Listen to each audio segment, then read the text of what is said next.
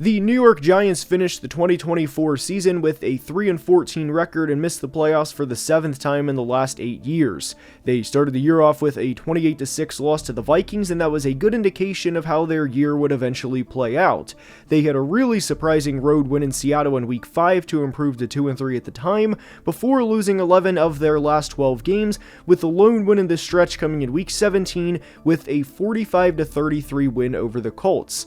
Saying it's been a difficult couple of years for the Giants wouldn't do it justice, as over the last 2 years, they have a combined record of 9-25 and have been embarrassed countless times in the process. And just when it looked like they were going to get the number 1 overall pick, they won a game in Week 17 against another non-playoff team, which bumped them down to 3rd in the 2025 draft order. And after the season, the Giants opted to keep both general manager Joe Schoen and head coach Brian Daboll for another year. And to be completely honest, I think this puts the Giants in a near impossible situation. And in today's video, we're going to break down how he got here, what they can realistically do moving forward, what their plans should be this offseason, and a whole lot more. And there is a lot to break down in today's video, and without further ado, let's begin.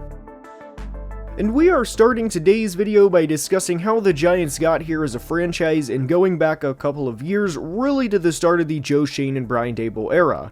The 2021 Giants finished the year 4-13, and all things considered, this was not a bad situation to enter for Schoen and Daboll. What was unfortunate for the Giants fan base was former GM Dave Gettleman all but announced to everyone that he wanted Alabama wide receiver Devontae Smith in the 2021 draft, and because everyone knew that, the Eagles had the 12th pick at the time and traded up one spot directly in front of the Giants to draft Devontae for themselves. And while that was unfortunate for the Giants fan base, this was fortunate for GM Joe Schoen because Dave Gettleman immediately traded back in the draft with the Bears and inherited their 2022 first-round pick.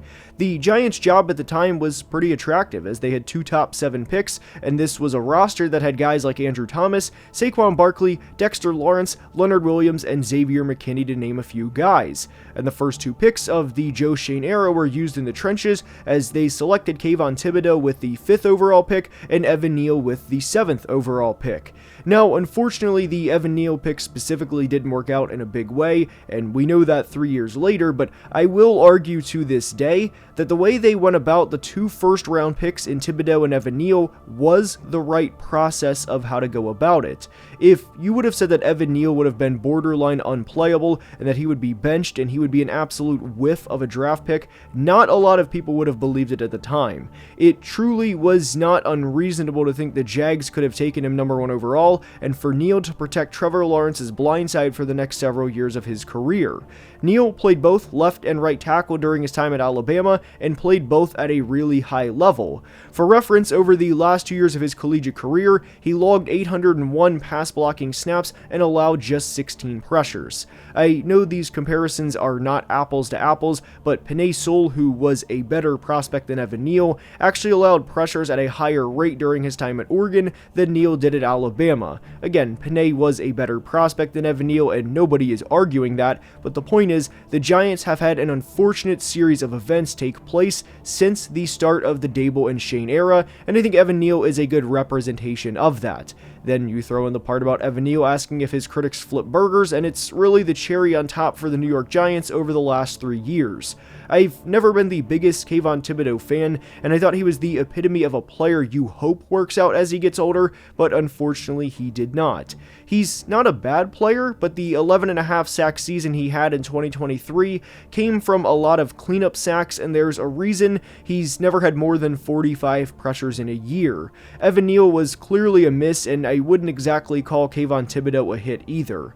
The 2023 draft was pretty unfortunate for the Giants, as they selected Deonte Banks with their first-round pick, and he has been a complete disaster. It also looks a lot worse when you factor in that the Giants needed a receiver, and 4 receivers were drafted consecutively right before them in Jackson Smith-Njigba, Quentin Johnston, Zay Flowers, and Jordan Addison. Their second-round pick was used on interior offensive lineman John Michael Schmitz, who has not been good along the interior offensive line, and they also traded up for receiver Jalen Hyatt in the 3rd round, who has 435 career receiving yards and still has 0 career touchdowns. Then you factor in the losses of guys like Saquon Barkley and Xavier McKinney in free agency, and it only gets worse for how this team arrived to where they are today. One thing that I think gets a little misunderstood with the Giants in terms of where they are today is I think there's this belief that people want to make it out to be a Daniel Jones issue and that Daniel Jones' contract completely ruined this organization and that they were set back several years because of Daniel Jones' contract.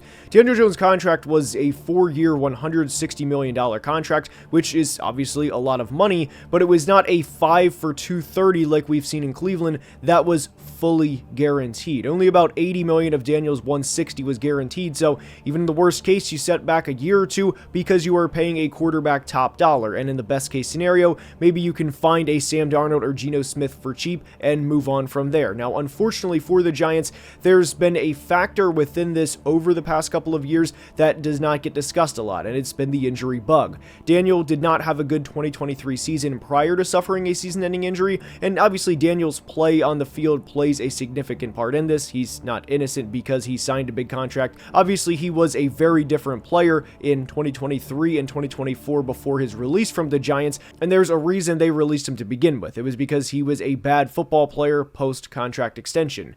But Daniel Jones is not the only player that's gotten hurt over the past couple of years for the Giants.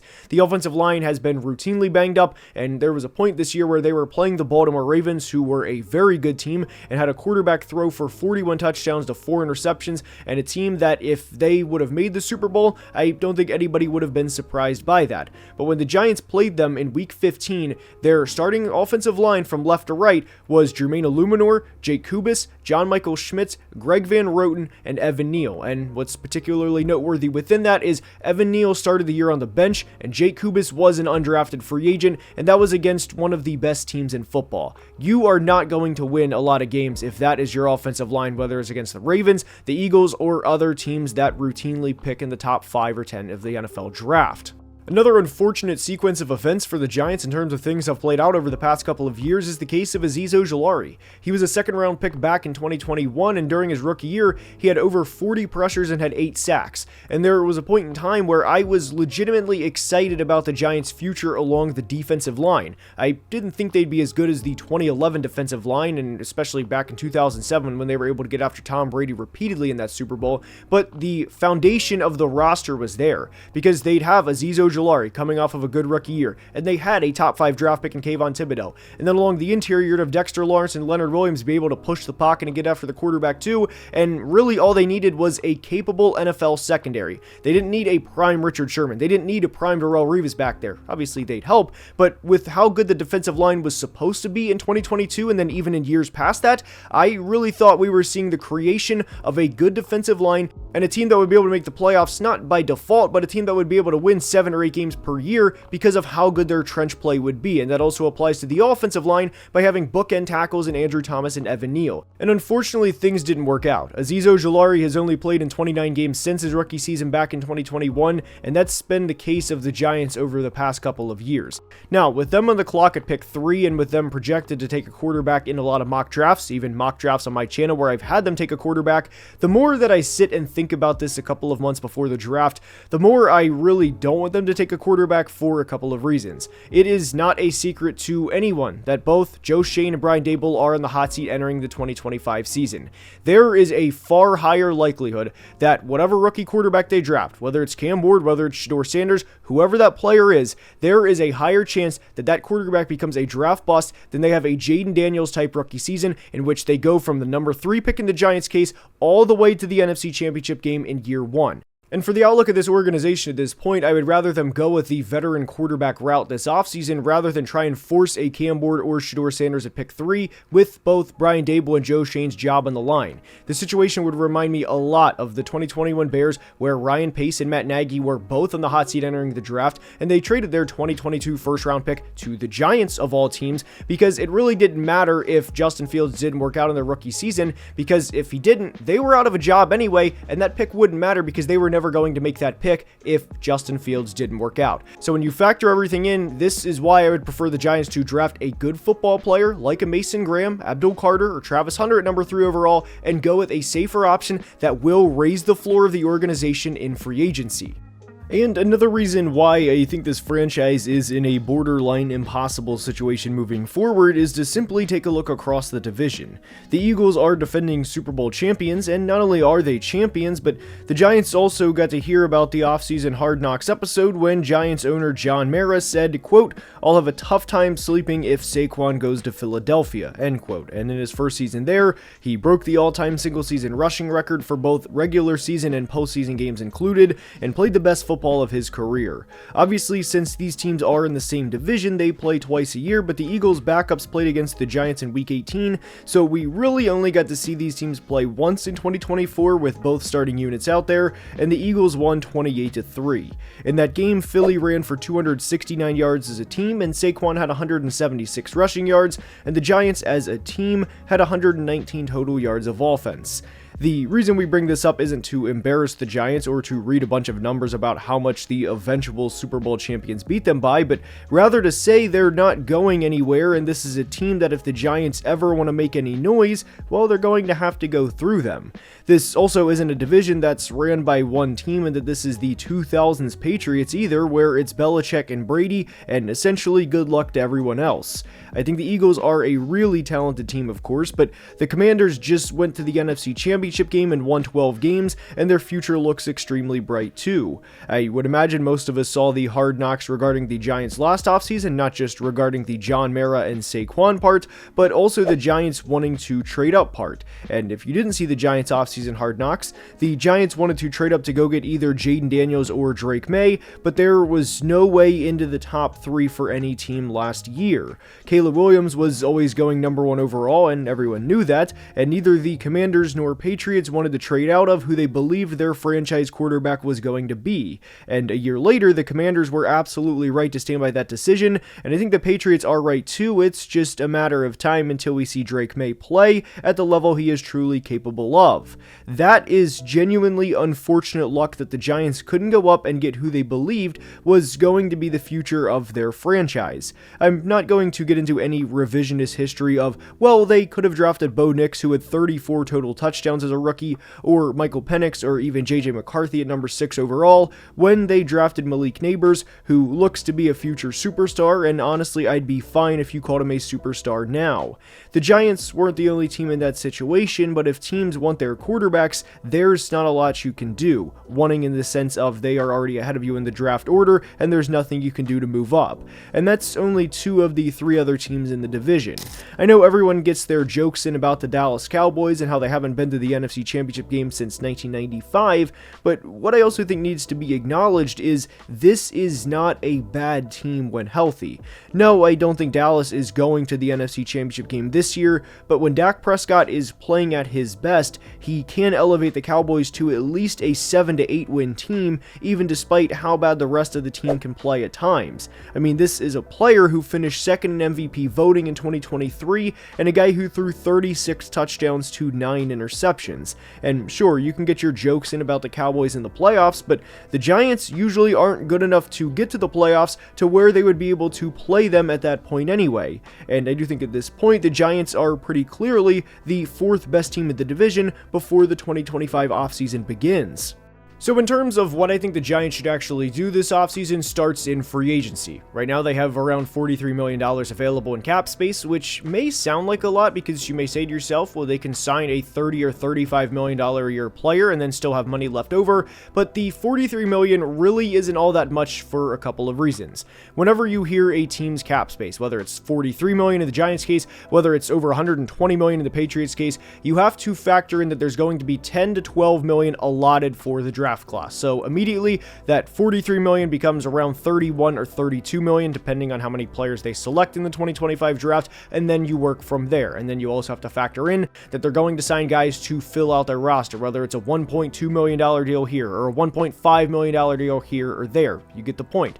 So in order to free up cap space, what the Giants can do this offseason is restructure 3 key players. which are Dexter Lawrence, Brian Burns, and Andrew Thomas. And by restructuring these three players, that can free up over $30 million and put them over $73 million in cap space available, and this is per overthecap.com. By having over $73 million in cap space, they can now afford a player like Sam Darnold in free agency if they wish to go that route, or a Russell Wilson. And there are other quarterbacks available from the 2021 draft class like Mac Jones or Justin Fields, though I would prefer those quarterbacks a lot less than I would either Sam Darnold or Russell Wilson. Not to say that either are going to be the long-term answer, and especially Russ given his age at this point, but the point is they can pretty much go out and pay anybody they want. If they lose a player in free agency, it would not be because of money. It would be because of situation at this point. So with that out of the way, I really think the Giants should go after a quarterback in free agency, and I think they should also go after a corner in free agency, and then when they are on the clock at pick 3, draft whoever the best player available is, whether that's Travis Hunter, Mason Graham, or Abdul Carter. They are obviously guaranteed to be able to select one of those guys.